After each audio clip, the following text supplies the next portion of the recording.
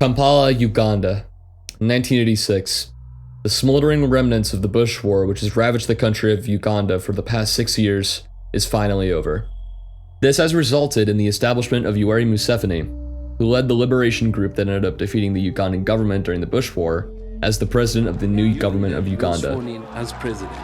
Nobody should think that what is happening today, or what has been happening in the last few days, is a mere change of guards. It's not a mere change of guards. I think this is a fundamental change in the politics of our country.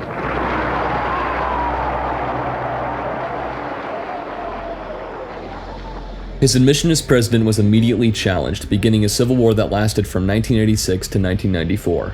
The main opposition came from the Acholi, an ethnic group viewed as primitive by Museveni and his militia, the National Resistance Army. Genocidal actions perpetrated by the NRA spurred a certain military leader to begin operations in order to fight the new Ugandan government. His name? Joseph Kony. You are the first journalist to come to me in the bush like this. So when I am here, you have now seen me. I'm a human being like you. I'm also, I have eye, I have brain, I wear clothes also. Kony, spurred by a want to liberate the Acholi from the NRA and to establish a Christian state in Uganda, began his operations with his main group, the Lord's Resistance Army, in 1987. This was during the early stages of the Civil War. Soon after the Army's foundation, the actions of Kony and his soldiers went from engaging in battles with the NRA to some of the worst atrocities committed by a rebel group in African history. These crimes include, but are most definitely not limited to, murder, abduction, mutilation, slavery, and the recruitment of child soldiers. Some events, like the Yamaoka abductions in 1996 and the Antioch massacre in 1995, sparked widespread outrage in Uganda and in Africa. The LRA attempts to masquerade as a militia focused on the establishment of a Christian state, but instead it shows its true colors as a splintered criminal gang led by Kony, the leader and operator behind the group's atrocities. Because of the brutal nature of his crimes and actions, he was indicted in 2005 for war crimes and crimes against humanity by the International Criminal Court, and has been subject to an Interpol Red Notice since 2006.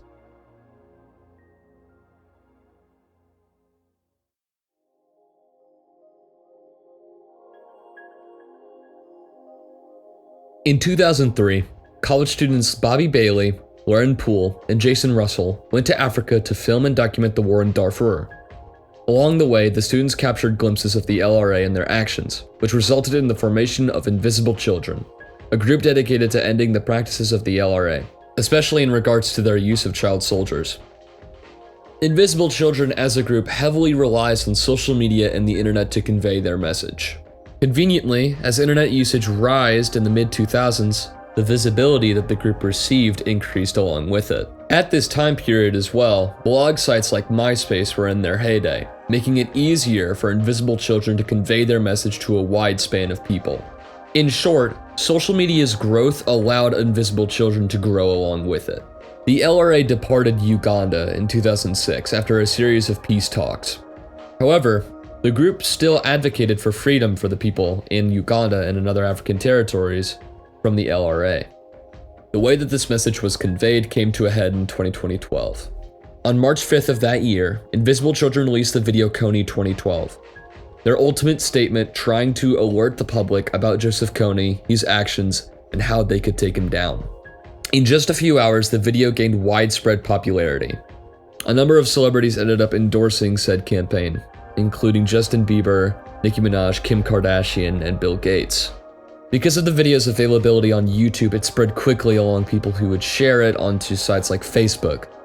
There are multiple reasons as to why the video gained so much popularity in such a quick amount of time. One of the first explanations is the fact that, as mentioned before, the video was shared on different sites than just YouTube. Most social media sites at this point in time were in their heyday, and the accounts owned by popular and famous people at this time were actually operated by said famous people, which introduced a layer of interpersonal connection between viewer and celebrity. Because of the natural inclination of most to want to be connected to celebrities, the purpose of the video and the message conveyed in it was spread quickly. In comparison to other movements as well, the operation of Invisible Children, which was largely centralized to America and Africa, spread around globally instead of being isolated to one particular location and growing slowly out of said location. The main source of importance is that this was one of the first real social movements to be spread about online. Kony 2012 as a video was the first video ever on YouTube to reach 1 million likes. As of right now, there's 103 million views and 1.3 million likes. The video, however, has received criticism. Many citizens of Uganda criticized the film for its failure to address that Joseph Kony had left Uganda in 2006. Other Ugandans made comments about how Kony 2012 brought Kony to a national spotlight, inadvertently making him famous. The film's goal of bringing awareness and eventual change in order to stop Kony was successful. However, when considering the long-term aspects of the video's effects, true change related to Kony did not fully occur.